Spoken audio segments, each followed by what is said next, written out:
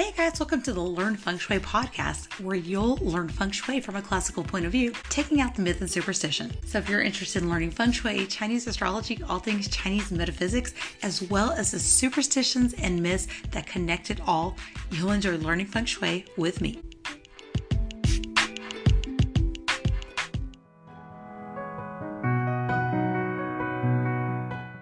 Hey guys, how are y'all doing today? I have this very special guest on, Christian Kyriacou, internationally known as the House Whisperer. He's an architect, philosopher, musician, and intuitive with a remarkable ability to read the energetic blueprint of both people and places. With decades of experience, Christian works at the intersection of design, sacred geometry, spatial energy, and consciousness.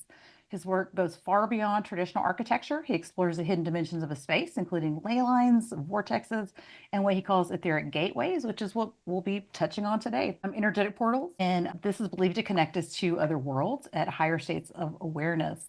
Through his global teachings, presentations, including the most recent one at the International Feng Shui Summit, his meditative practices at sacred sites around the world, Christian helps people attune to the living intelligence of a place. Today, we'll be exploring some of these powerful locations found in temples, churches, monuments, and natural landscapes, and how these spaces may serve as thresholds between dimensions. I'm so excited. Welcome today.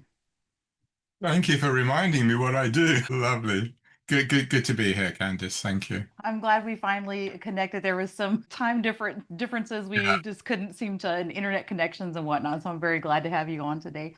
Just kind of first off, well, you mentioned you were just in Sweden. That's correct? So were you doing work there? Was that just vacation time? No. My partner's got a cottage there. We've got a cottage there, and it's a 1 acre in the middle of a forest, and it's a haven. We've got well drinking water.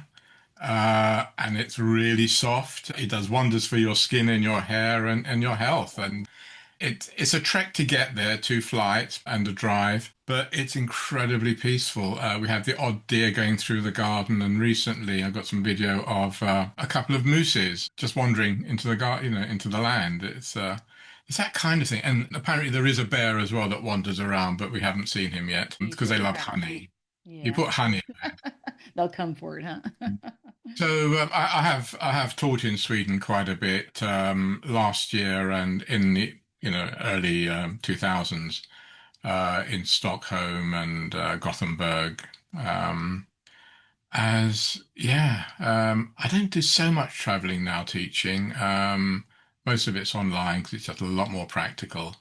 But it's great to travel and work. My longest trip was going to Hawaii to work on a project a few years ago. And currently, the other biggest project I'm working on is a healing center on a Greek island with a Greek chap who's a good friend, and he actually went through my academy training as well. And it's all being designed to all the principles I speak of: sacred geometry, geomancy, and it's near an ancient Greek site as well, the site we're working on. So it's exciting. It's taking time. It's been about 5, 6 years on the project, on and off.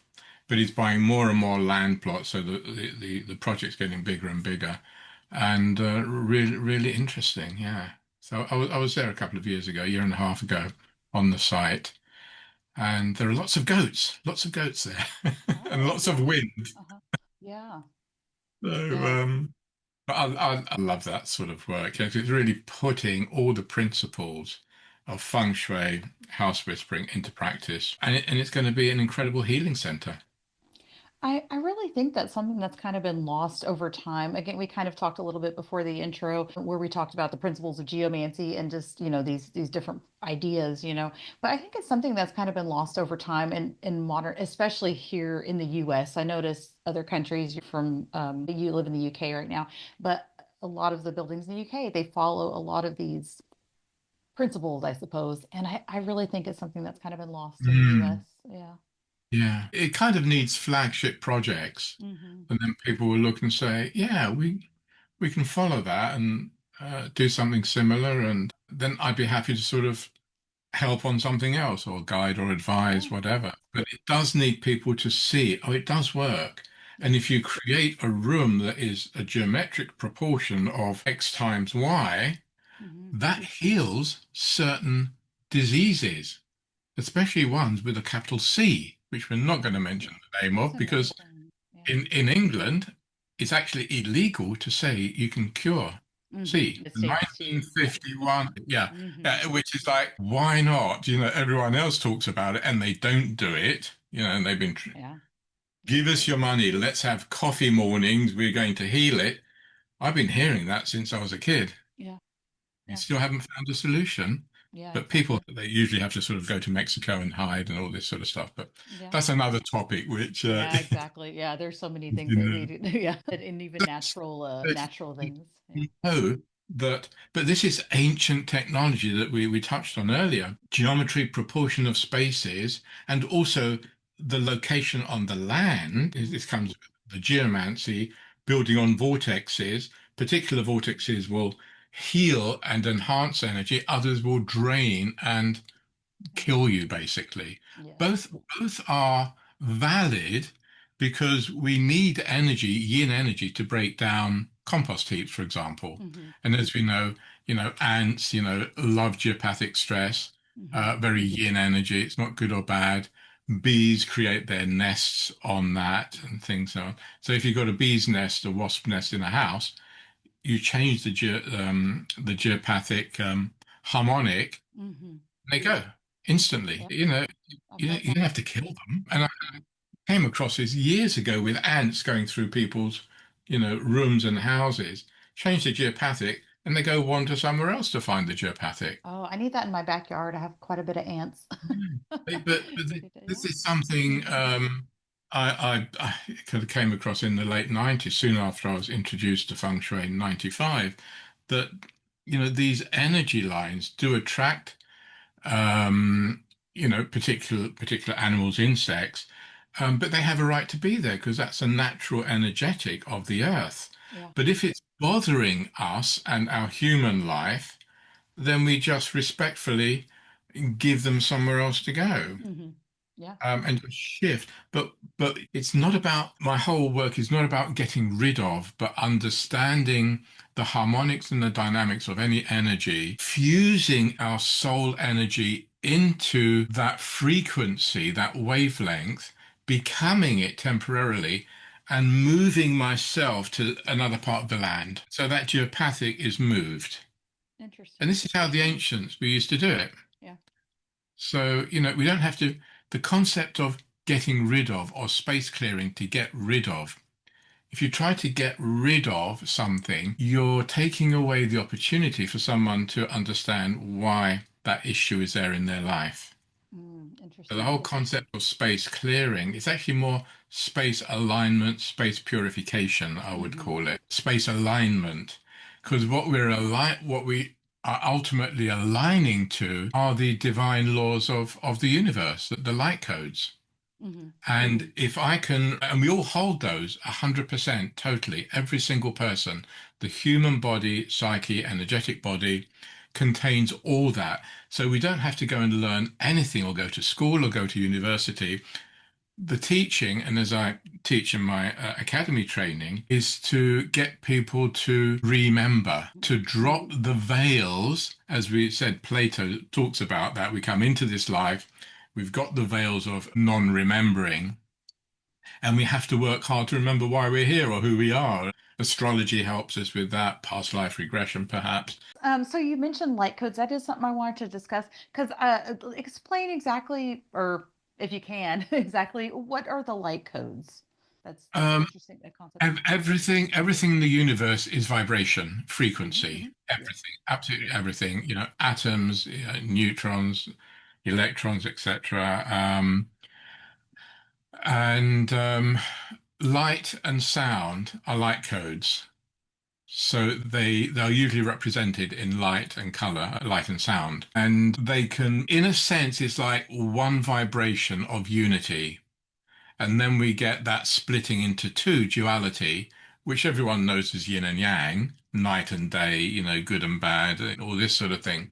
But traditionally, energetically, it's always said to be 12 divisions, different aspects. So we can see that in, say, things like sacred geometry and medicine. These are laws that govern those. But it's the same laws of harmony but directed, channeled through a particular discipline. But it comes back to essentially the law of one, the law of harmony. And so, because we hold those codes within our being, all we have to do if we're going to somebody's house to do a Feng Shui house whispering consultation is actually to do nothing. And this is what I trained people for a year actually to do nothing. And the nothingness is the training to be in the present moment, connected to source, and you connect to the Akashic field that contains all the knowledge of the universe, including what your client needs, what the house needs, what the land needs.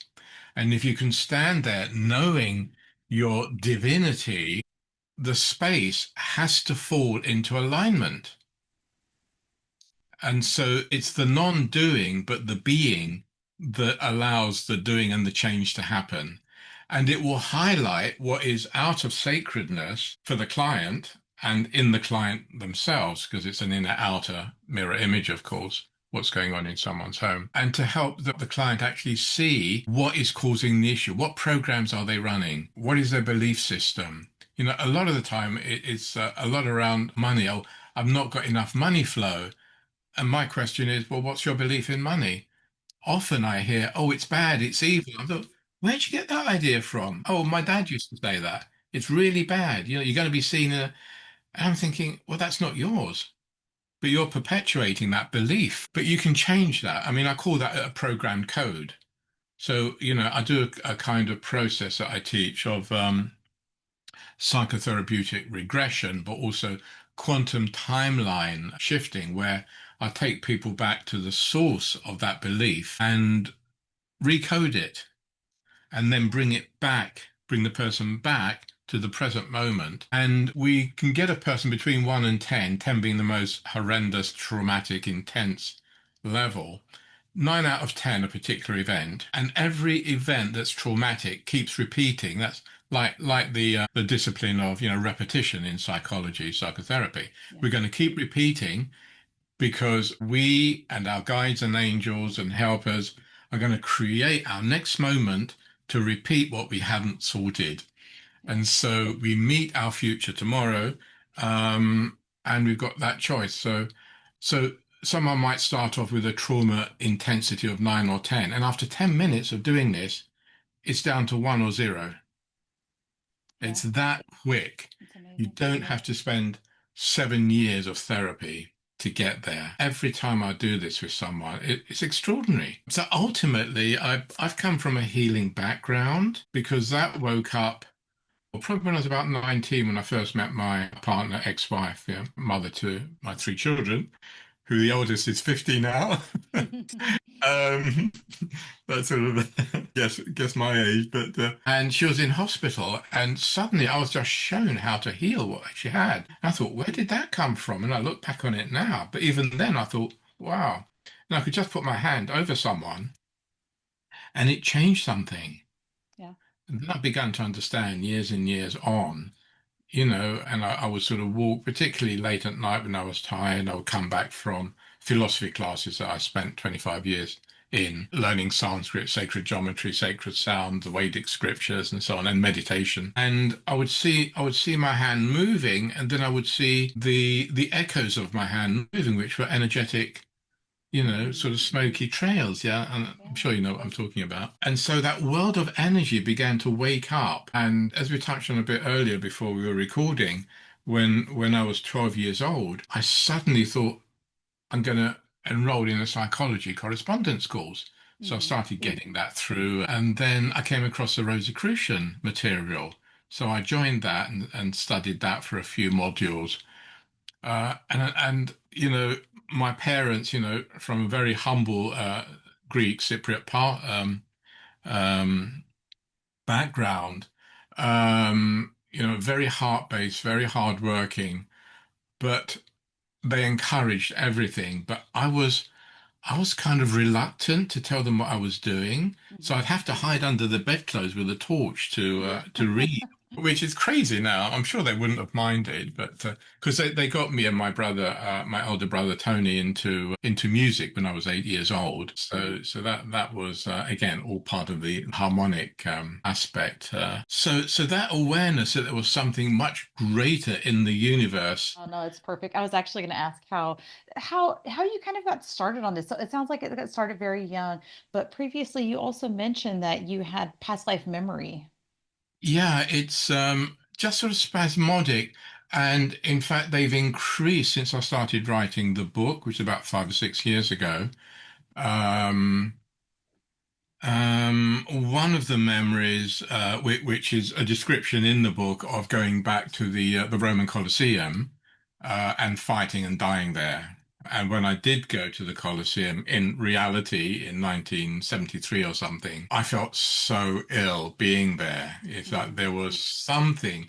I don't think then I put it down to a past life, but when I look back now, I know I was there, I died, and I think I know why I died, but maybe I won't go into that here. But, and every time I look at any photos of it, and when I was writing that section in the book, because the two characters, kind of me and my partner in a way through different lifetimes, but it's in the book current. They're going back and forward through different time portals. That's all part Hmm. of the story with Hmm. different devices and experiencing. And one of them is suddenly being thrown back into the arena on the sawdust with blood everywhere and trying to sort of get out of it through the activating the golden orb, which opens up Hmm. into a time travel machine to get them out and things like that. So even when I was writing that, I was really there.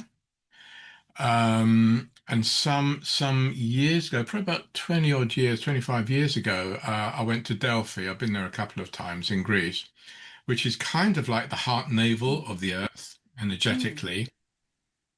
And a massive surprise because I didn't know it existed, but I started to walk up the hill from the main area where the amphitheater is and the Temple of Apollo, where the Pythia would, give the oracle readings, and went to the top and discovered there was a racetrack with seating on one side. Hmm. And I thought that's interesting. And as I stepped over the threshold, Hmm. I was suddenly in ancient Greece. I'd stepped through 2,500 years. I Hmm. could see the people sitting there and all the activity. It wasn't a memory. I was there. I'd stepped through a time portal. Mm. Hmm. So you Again, see I it write visually. write about that Hmm. in detail, and I could feel it, smell it, um, and my message has always been the same. The same with Atlantis, which is another memory of talking to the elders about if you continue with the technology, you're going to destroy society, which of Yeah. course we know that happened with Yeah. Atlantis as well. Although Atlantis was an experiment that got shut down, I think 5 times, the last time being about Hmm. 10,000 BC. And that's when, from there, the 12 tribes went out, to different parts of the earth. And The again, number splitting 12. it up Yeah. the 12 tribes, the Yeah. 12 tribes of the, and Hmm. and again, I quote a lot of that historically correct in the book. So much of history and cultures are divided into 12. Of course, we've got the zodiac, 12 zodiac. Yeah. Um, so it's a very common factor. The 12 is a very geometric, of course. Um, so in Delphi, I went to the elders who were sitting on this raised bit, and you can see that on mapping, aerial mapping, and tried to tell them, and I was chased away, of course, Yeah. But again, I was like in unreality of a world to them looking like real but a ghost. Yeah. And they were seeing me like that, and so in and out of time realities. So this is all about parallel existences. It runs right Wow. through the book. Um, but this is a reality of what everyone lives. But we think we're in the real world or the 3D world, but we're actually running parallel lives at the same time. And I've experienced this in kind of dreams at night and dreams during the day, which are kind of the same thing, just different intensities. So that's one aspect of the story. And then, of course, the Atlantis thing. Same thing, going up to the chamber, telling them about the technology, and we've got Plato with us. Oh, that's it. That's the fascinating part of the story, because when we go to meet Plato, which is the first chapter, and we're talking about philosophy and all sorts of things, and he talks about his dialogues, and there's jokes about, all these Greek philosophers. They've all got beards. Iros, it's kind of me. I Mhm. don't. But being on Earth for a while, I start growing stubble and hairy chest. Oh yeah. So the effect of Earth vibrations, which he ends up at the end of the book loving the Earth people, Hmm. despite all because they've got heart, they've got that love. It's a beautiful quality. So it's a question of, does he go back? Does she stay? Does he go back? And then they have a child at the end, and Oh that yeah. child, Aqualine, is going to become the new Earth priestess to guide Hmm. the new era. So that's kind of the bigger picture, if you like. But I won't say what happens in the books. I want people to Yeah, don't read. give too much away. We definitely want to. It sounds amazing. But of course, the initial one, the biggest one that I've left out is how this book started, Yeah. which was Yes, Past tell Life me. Memory. Yes, we'd love to Yeah, hear. well, it goes back to 1993. Mhm. And I think it was that year or the year before I'd gone to Egypt for the first time and only time, this lifetime. And it was an extraordinary transformation because it was, if people haven't been to Egypt, for me, it was like no other country. I've been to Mhm. Hawaii, Tibet, China, lots of other European countries. But there's something so different about Egypt. It's like it's so easy to go into parallel realities, Mhm. Mhm. other dimensions. Maybe it's just me that felt that, but I think it's very different from any other culture because it was the closest to what we have from Atlantis. Yeah. And perhaps Yeah. not many people know that, but in the Grand Canyon was an Egyptian area. Yes. Yeah. I was There are recently on a podcast where we kind of talked a little bit about that. I think there's so many different theories, and one of the theories, of course, is this interdimensional gateway. Do you have a theory on Oh, those, or have there you? are a lot of dimensional gateways Mhm. everywhere. I think I showed in my etheric gateways Yes. talk, Yeah. images of gateways, and Everywhere. I've Yeah. come across gateways, and you certainly don't want to muck around with them because you could disappear and not know how to come back. That was one of my questions I was going to ask you. Yeah, yeah. I mean, I've got some mild ones here. I've got three in the house and one in the garden here. Oh, wow. And Uh-huh. some people come into my living room and they say, "What's that?" And it's this very specific spot. And I've had downloads because I realized at one point I had the bed in that position and Mm. I'd be sleeping on it. Oh, yeah. So that was Gotcha. interesting. Um, but yeah, gateways, portals, they exist everywhere. And even NASA, which I have no respect for because of Yeah. all the lies they tell, Yeah. they are now scientifically discovering wormholes in space between Hmm. the sun and Earth, and they can measure them, but they keep changing. Hmm. Um, Yeah. but for sure, there are caves in the Grand Canyon that are Egyptian, and people have been there and seen and documented Egyptian artifacts and very strange writings. But of course, it's all shut off by the military now, Yeah. as da da da. You can walk into the woods and find them. Yeah. Um, but to actually go through one, you need to be of a particular resonance to Mm. open the gateway. Gotcha. So for most people, you're going to be safe. Even if you walk into one, I don't think anything will happen.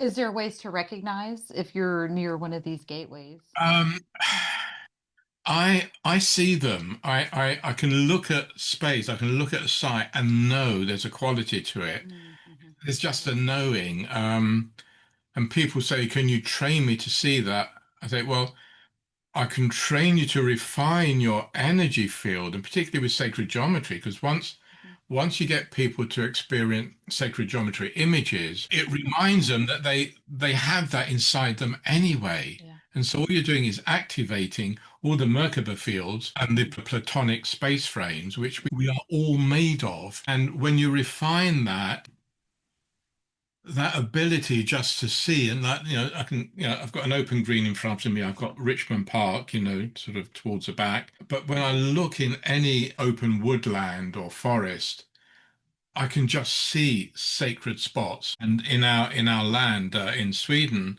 I just walk around and I'm drawn. And there's one particular spot that has got a very strong geopathic line. And when you walk to it, everything goes silent. It is so silent, there is no movement in creation. That's the still point, nourishing, not something to douse and get rid of, which is like what Yeah. dowsers.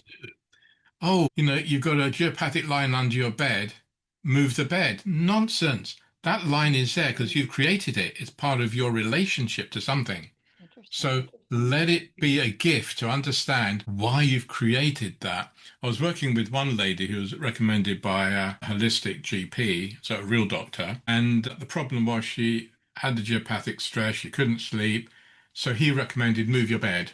She Hmm. moved her bed to another room. A few weeks later, the geopathic came back. Mm. Move it to another room, Shifted. came back. Hey, Yeah. you are the pathic, you are the issue. So look at it, deal with the issue. Getting rid of, as I said earlier, with space clearing, if we come into alignment with what the frequency is of something, and we don't judge good or bad, we are in alignment with it, therefore it can't harm us. We don't have to fix anything. We come Yeah. into alignment. That's my approach to everything. All the cures in Feng Shui is not to fix this or put a wind chime up or a crystal. All that's great. It creates energy, not knocking it. Well, in a way, I am. But it's not what sorts things. It's our alignment to them. If our intention of placing something brings us into alignment, then great. Use a crystal or a wind chime or a three-legged toad if it doesn't hit your, Yeah. Yeah. or as in the, No, I uh, agree. I rarely use feng shui items. Yeah. okay, yeah, I call them Adjusting the gizmos. environment. Yeah. I Hmm. think one question I had for you is you talk about the etheric gateways and sacred sites, but you also talk about everyday portals. And I think that's one thing we kind of didn't touch on is these doorways to our homes and them being, I suppose, portals into our world, maybe. Yeah, yeah. Our front door, we program it to allow people to come in, not come in, the flavor of it, and most people do it subconsciously because in any doorway, we have to stop, get a key, go in. And so there is an attitude, there is an emotion that's left on the doorstep. And it's what I encourage people to do when I'm teaching is just walk along the street, like here, like rows and rows of houses, and Uh-huh. just look at the front door, read it, feel it. Hmm. Don't go past it though, because you don't have permission to do that. Yeah. It's got a story. Like I say on my website, every front door, behind every front door is a story of people's lives. But you can read the essence of those lives from that front door because it holds the code, it holds the memory, it holds the emotion of Hmm. everyone who's been through that. And it will be stronger of the people who are living there currently. But obviously, there are lots of layers, as we know, in every property. And when we look at the design of front doors, like if we look at, for example, going back to Chartres Cathedral or any cathedral that's got an ogive arch, that arched, Hmm. Yeah. Yeah. that the geometry of that ogive arch is the golden mean harmonic, the golden mean spiral, which is the Yeah. harmonic art. So every time you're going through that doorway, it's reminding you to connect with your heart harmonic. That's how a Interesting. doorway is programmed through sacred geometry to realign you, bring you to that stillness before you enter the sacred space. But our homes are sacred spaces. So we can look at our door and consciously tell it what we want to do, give it a job to do, whether it's protecting or let the world's stuff fall away as I come through it, and I'm coming into my sanctuary. Because every home is a sanctuary. And even when we look at geopathic lines, we can actually split those geopathic lines and divert them around the home. And this is what we do with stone circles or Hmm. cathedrals. You take those, and because they're all built on crossings of lines, yeah. So you become the line, and then you take the line into this around the building into the stone structure Hmm. or the house into the brickwork. And so that becomes the yang structure, allowing the inner space to be the feminine yin, Hmm. which allows it to be still and sacred. Awesome. That's amazing. That's amazing. And So you're not trying to block that energy. You're allowing it to feed the structure. So it's like the masculine holding, mhm. allowing the feminine, and we're not necessarily talking about man and woman, but what it does is it takes the energetic noise out of the inner sanctum and allows us to be still and fall into our own stillness, into that sacred place.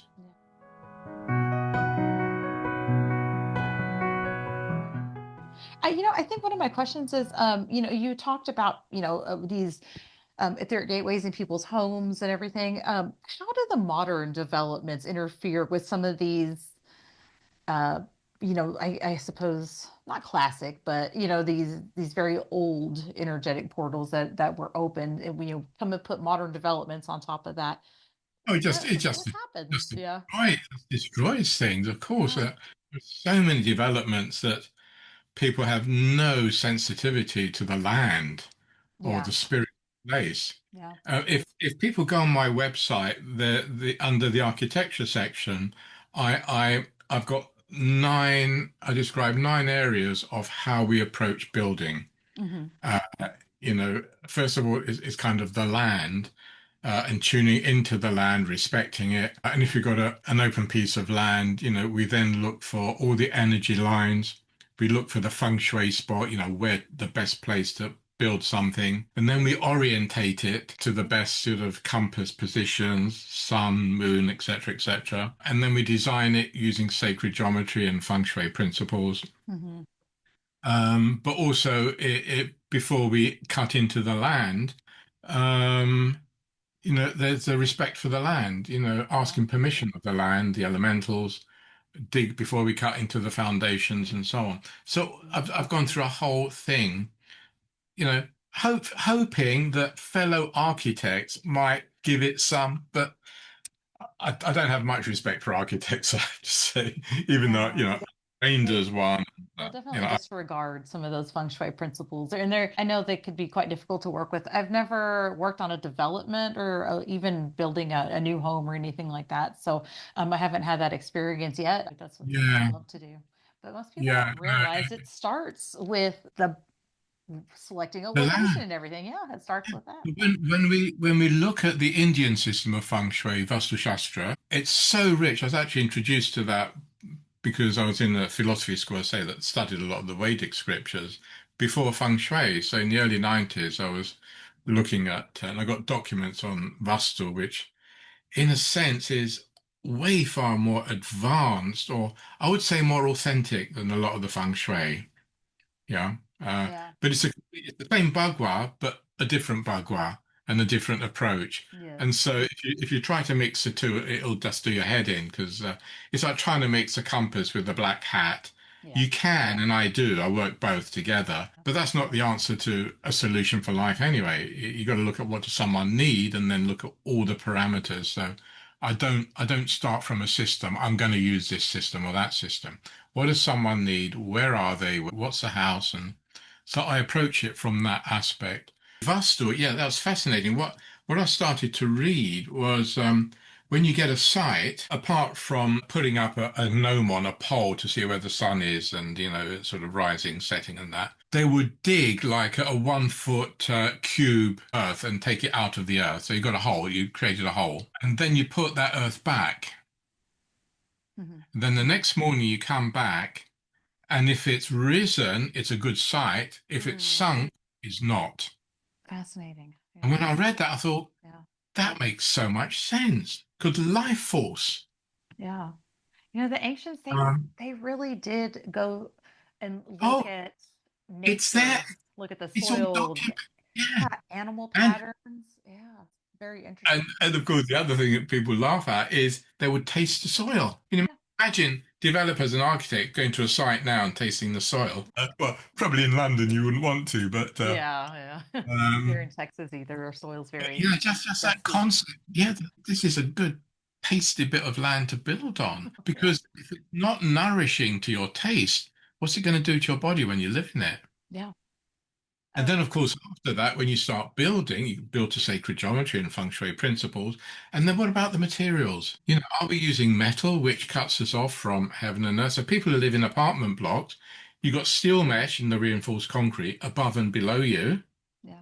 That's cutting you off. It's like a Faraday cage. So that cuts your natural feeding chi off. There are ways, and I've developed a way of actually neutralizing metal by going into its molecular structure and refining it. And I've tested that with concrete buildings, and people go in and feel a difference. And they think, "What have you done?" Mm-hmm. Mm-hmm. Incredible. So that aggravation, that thickness of concrete and steel turned to Mm-hmm. putty.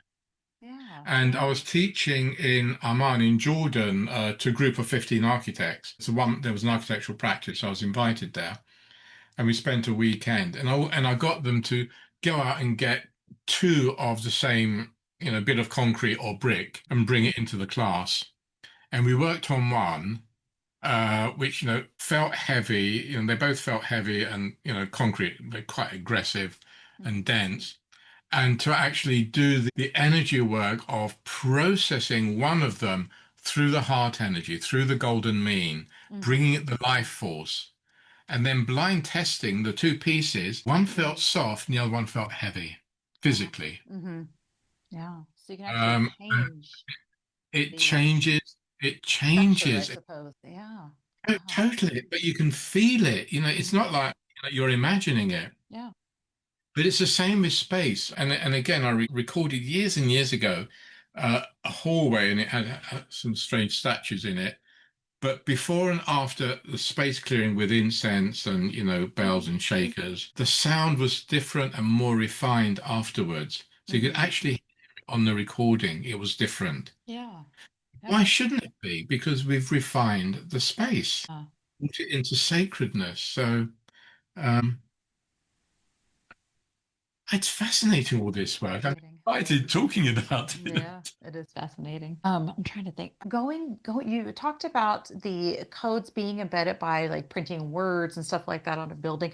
Do you think that I know the ancients, they all had almost a way of activating a space before they moved in. And so they would lay stuff in foundations, sacrifices. There was all kinds of things that were either Ceremony. laid or embedded into the Yeah. space. And that just fascinates me. That fascinates me. Oh, yeah, that's all part of these 9 areas. You Yeah. can read about on my Mhm. architectural website bit. Mm. But yeah, the foundations and that ceremony, and traditionally people would like Yeah.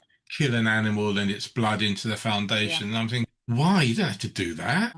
Or wall They, people up. I've heard that too. They would wall a person into the basement. yeah, yeah, Yeah. exactly. Yeah. Or the odd priest here and there, and Yeah. break them up into a wall. Mhm.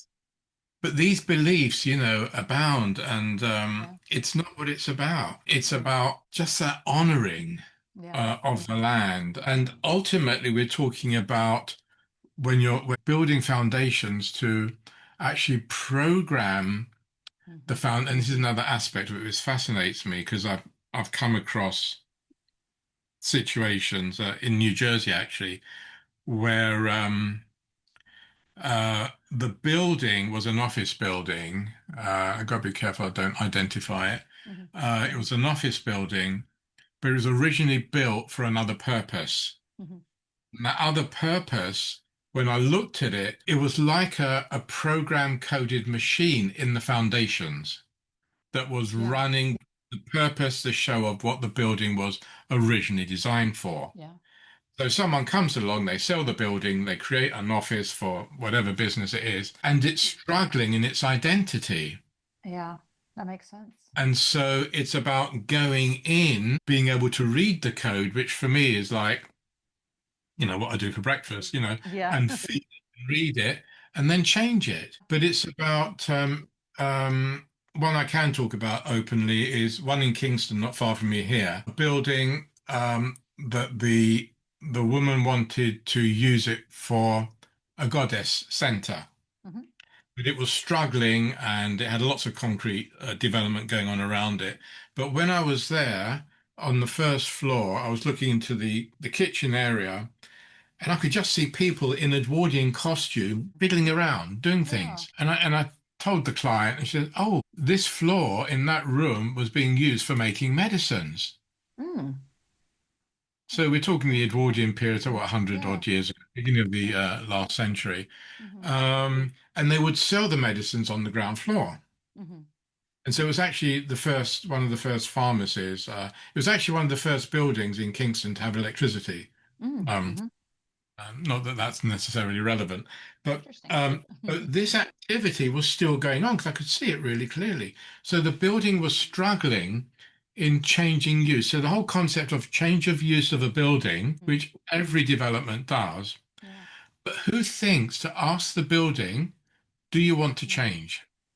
Yeah. I But understand. if you don't, that building's going to struggle with its identity. And that's very much a topic at the moment, isn't it? You know, male, female identity Hmm. stuff, interestingly. So I did a process of taking it from current time then down through the timeline year by year. And every year I was going through, I could see different animals and different scenarios, like going through a theatre play, right back to its inception point, because every building has an inception point, its Yeah. birth. Yes. Like we were talking about before, we've got a piece of land, we're going to, um, and so the inception point is in the mind of the patron, the Hmm. person who's going to want it, the owner, if you like. And then they get so that inception point. It's like a seed point in Sanskrit, we call that spota. It contains the code of what's going to become. So that code is then handed over to a designer or an architect who then creates the design, and then you've got the building process. But at that inception point is the purpose of the building. And that then runs right through to its completion and its activation and its ceremony and its opening ceremony. And Yeah. yeah, we've now got a pharmacy built there. So went right back and said, what was your or what is your purpose as a building to serve the community of Kingston through medicine? Okay. Yeah. So I then asked it, well, serving the community of Kingston, how about it being through being a goddess center? Hmm. So it didn't take away its purpose, Yeah. but it Yeah. shifted it. Hmm. And there was a kind of acquiescence. Fine, great. And then like took it back up the timeline to the present time at that time I did it, all sorted. The Yeah. building had no issue with its identity. Its change of use was Hmm. by agreement with Yeah. its soul. You can't force a building to be a different function without Mm-hmm. creating havoc and Yeah. disharmony. So a lot of buildings that have issues and problems, and we go in and try to fix them with feng shui, we've got to get to the core seed point, Mm-hmm. way beyond the foundation, the Mm-hmm. inception point. So I think if anyone listening working with feng shui, always try to get to the inception point, connect with the soul of the building, what its purpose is, and is it happy? Or Mm-hmm. does something need to change? Yeah. And we need to go back there, feel it, feel the love, feel the heart, do the transformation. And you do it with the client, by the way. Yeah, crucial. It's not me going around doing, changing buildings. You've got to take the client through every step because it's their karmic connection. And Yeah. Or I mean, I would assume this would extend into homes also. And so looking at history of previous tenants and stuff like that, I know our home, it ended in a divorce for the people that previously lived here. And yeah, I mean, that's one of the reasons I discovered feng shui is because me and my husband yeah, were yeah, sure. having a lot of marital problems. And when Yeah, I started learning about feng shui, I thought, oh my goodness, that is probably the energy we moved into. Yeah. And we're still together. program. So yeah. Yeah, We coding, reconnect. program coding. Um, it's in the walls. It's in yeah, I had that same thing when we moved from London, World's End Chelsea to Kingston about Hmm. 40 years ago. Within months, divorce Yeah. proceedings. Yeah. And then discovered probably nearly 9 years later when I discovered Feng Shui, Yeah. the relationship area in the Black Hat Bagua, the top Hmm. right, broken down greenhouse. Mm. Hmm. So, Yeah. okay. We then built an extension there, but that didn't make any difference because the pattern was in the house, in the land. And we discovered that the previous people divorced. And after we sold the house, the new people who bought it then divorced. And so that pattern, that code Mhm. needs to be resolved. But it's not the broken down greenhouse, in my case, that caused the divorce. Yeah. We were attracted to it in order to exacerbate the relationship Yeah. to enable it to divorce. Yeah. I So, believe that too. I think mine and my husband's was to maybe heal our relationship because we're, like I said, we're still married. And so, but I yeah. do notice the length of time we've lived here 12 years, and that's a full cycle of the zodiac. And so I Yeah. was telling him the other day, I think that was, a Well, that's pattern we had lovely to, held back together, but for most people, it goes one way and gets really nasty. yeah, But in my case, unfortunately, it happens. um, Yeah. yeah, that predecessor energy, Hmm. it's a code, and Yeah. you cannot feng shui that out. You've got Yeah. to get right back to the core and resolve the first instance that that happened, and that can go back hundreds of years. Yeah. Well, our And house can is a new build, thank goodness. But yes, I can imagine in a building that's very old. It's very old, yeah, decades or maybe centuries of. but even with a new building, as we know, depending on where it's built, what was on that land before, and what the energy lines, the ley lines, the vortexes connect to. So, as we know, if upstream from a geopathic line is a hospital, you're going to Mhm. get all that sickness coming through your house and Yeah. so on.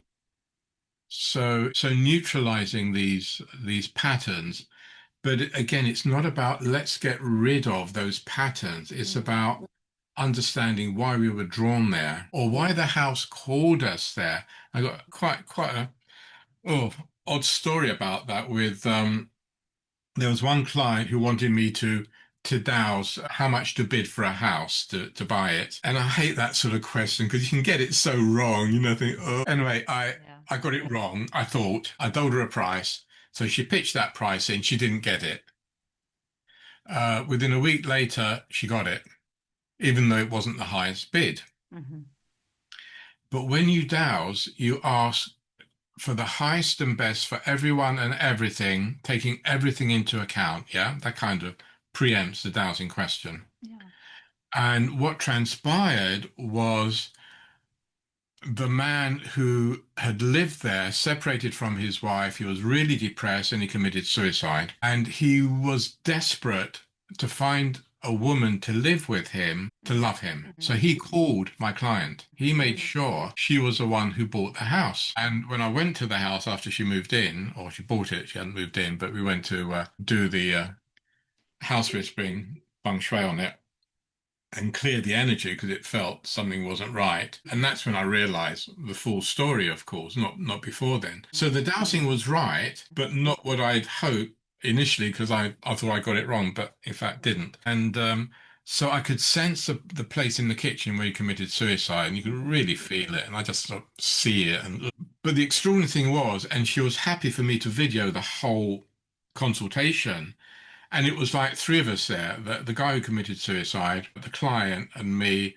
And he was part of all the conversations. And he didn't hold back from telling her what he wanted from her in a relationship if she Hmm. moved in, at every single sort of level, as if he was alive and Yeah.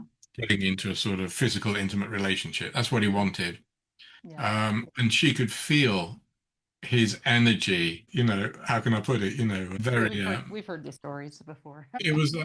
but like listening to this and feeling it and seeing him and videoing it live, it was like, I've never done anything with that video because it's probably a bit too intimate, Yeah. um, but it was fascinating. But it was so we understood why she was able to win the bid, but Mm-hmm. it's time for you to go now. Yeah. Yeah. So, we helped him release, of course, which Hmm. I believe one should. Some people like to keep ghosts as company. I come across that, and I've got someone now who is living with a ghost, and she's got a name for her. And I say, it's your choice. That's Yeah. fine. But, I'm not there to sort of clear every spirit. I mean, I have nothing else to do otherwise. But I mean, Yeah. Yeah. They're probably it, all it, around. it's what's your story? What do you need? If you need a relationship, and I come across a lot of consultations where people are happy to be in a relationship with a spirit in another dimension. Yeah. And that's fine. It's not for me to say you shouldn't do that, but there's a limitation as to the sort of the physical intimacy, but Yeah. another story. Yeah. I prefer a real I've heard those person. stories before. Yeah. I'm sure. Never a dull day with this work. It's Yeah. Yeah, it sounds fascinating.